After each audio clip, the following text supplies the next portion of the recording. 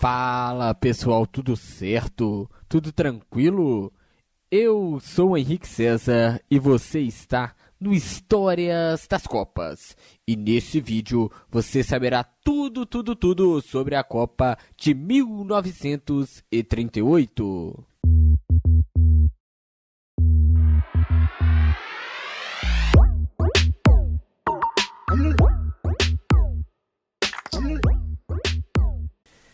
Clima de guerra, recorde de inscritos, boicote argentino, boa participação brasileira. Saiba tudo isso e muito mais a partir de agora.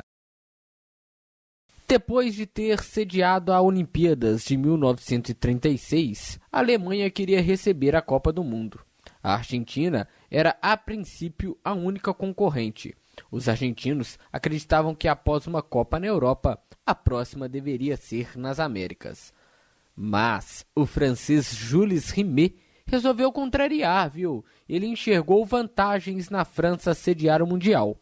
Em 13 de agosto de 1936, em Berlim, durante os Jogos Olímpicos, no 23º Congresso da FIFA, 24 países filiados poderiam votar para definir a sede. Diante de Rimet, os delegados ficaram constrangidos em contrariá-lo. A França recebeu 19 votos, a Argentina 4 e a Alemanha recebeu 1 voto, apenas o dela mesma. Indignados com o ocorrido, os argentinos abandonaram o Congresso e anunciaram um boicote à disputa. Um detalhe que em 11 de março de 1938, a Áustria foi anexada ao território alemão e a Federação Germânica comunicou à FIFA que os jogadores austríacos seriam convocados pela seleção alemã. A invasão abalou o clima e deixou as relações diplomáticas mais tensas no continente.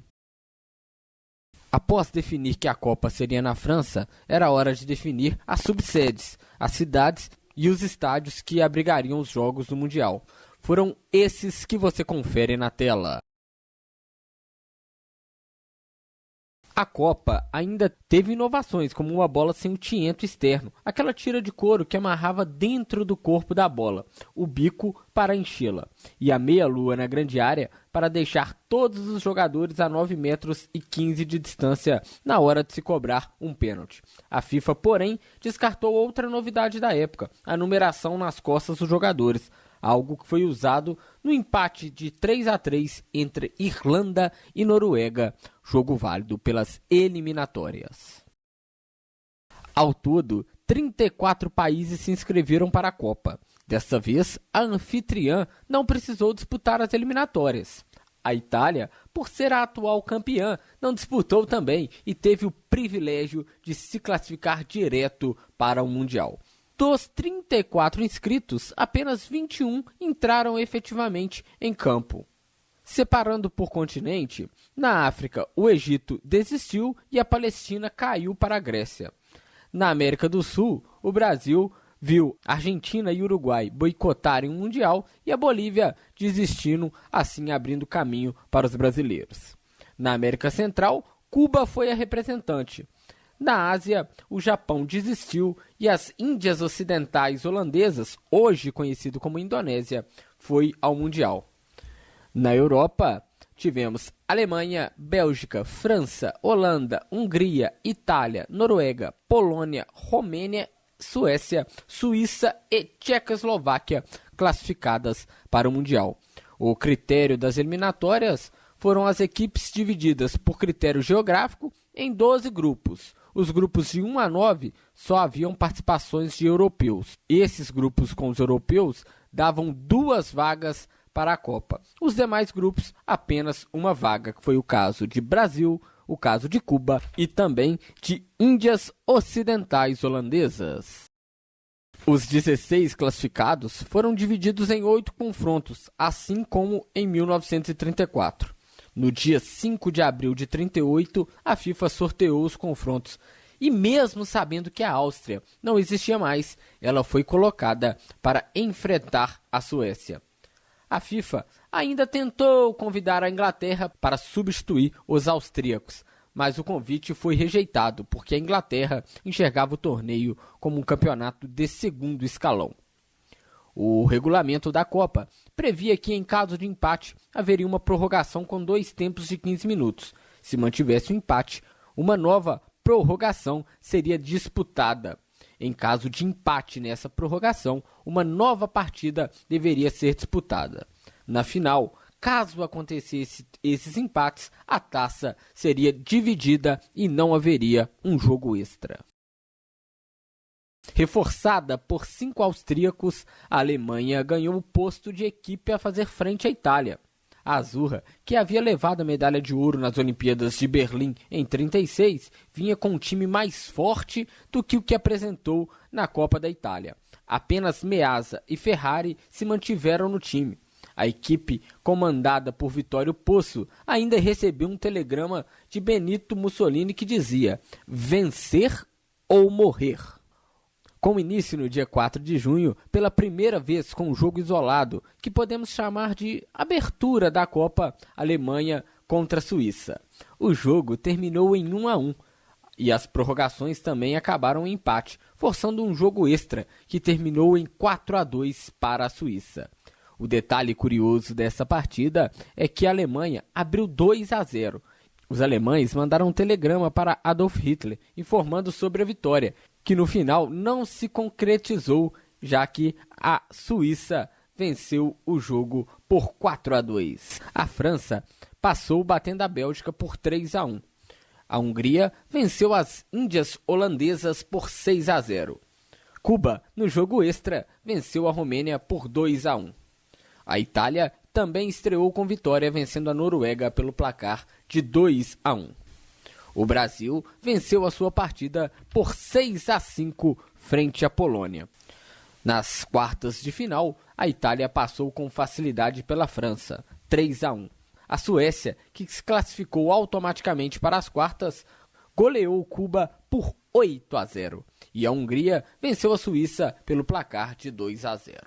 O jogo mais tenso dessa fase foi Brasil e Tchecoslováquia.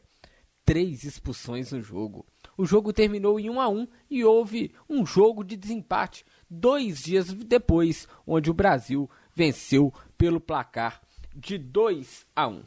O jogo do Brasil teve uma chamada garfada. O lance que decidiu a vaga contra os tchecos teve uma ajuda do francês Georges Capdeville. Aos 15 minutos do segundo tempo, o goleiro Walter se atrapalhou com um chute rasteiro de Senek. Deixou a bola entrar e puxou logo em seguida. O árbitro não viu o gol e em seguida Roberto fez o gol da vitória brasileira. Nas semifinais, o Brasil perdeu seu principal jogador, Leônidas da Silva, e acabou derrotado pela Itália por 2-1. No outro jogo, a Hungria goleou por 5-1 a Suécia. Na disputa do terceiro lugar, o Brasil venceu a Suécia pelo placar de 4-2. Itália e Hungria entraram em campo no dia 19 de junho na Olympique Colombes, em Paris, para mais de 45 mil torcedores, sob a arbitragem de Georges Capdeville. A Itália mostrou seu favoritismo logo aos 6 minutos. Colassi fez 1-0 para os italianos. Aos 8, os húngaros empataram com Títicos. Aos 16, Piola fez 2-1 e aos 35, Colassi ampliou o placar para a Itália. Na segunda etapa, a Hungria fez o seu segundo gol com Sarossi aos 25 minutos. E aos 37, Piola definiu o placar, fazendo 4-2 e consagrando a Itália bicampeã mundial. Assim que acabou a partida, a torcida vaiou o time campeão, numa atitude jamais vista. Após Meazza fazer a saudação fascista, as vaias se intensificarão. A seleção da Copa teve o goleiro tcheco Planica, os zagueiros Foni, italiano, Matler, francês e Domingos, brasileiro. O meio de campo teve Andreolo e Locatelli, ambos italianos. E o ataque teve Zengler, húngaro, Leônidas, brasileiro, Piola, italiano, Sarossi, húngaro e Colassi, também italiano. O craque da Copa foi Piola, que tinha 24 anos na época e atuava pela Lazio. Ele marcou 5 gols na Copa e o único jogo quem passou em branco foi na semifinal contra o Brasil, mas deu assistência e sofreu o pênalti no jogo. O artilheiro da Copa foi o brasileiro Leônidas da Silva, que marcou 7 gols em 4 jogos. Com 24 anos, o jogador do Flamengo despontou ali como um craque mundial. Sem as divisões vistas em 1930 e 34, Ademar Pimenta pôde convocar os jogadores que queria para a disputa do Mundial.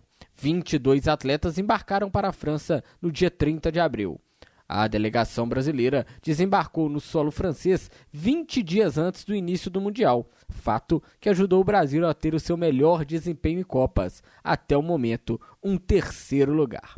A campanha brasileira contou com vitória sobre a Polônia por 6-5, um empate contra a Tchecoslováquia em 1-1, o jogo de desempate contra os tchecos 2-1 para o Brasil. Na semifinal, derrota para a Itália por 2-1 e na disputa de 3º lugar, uma vitória por 4-2 frente à Suécia.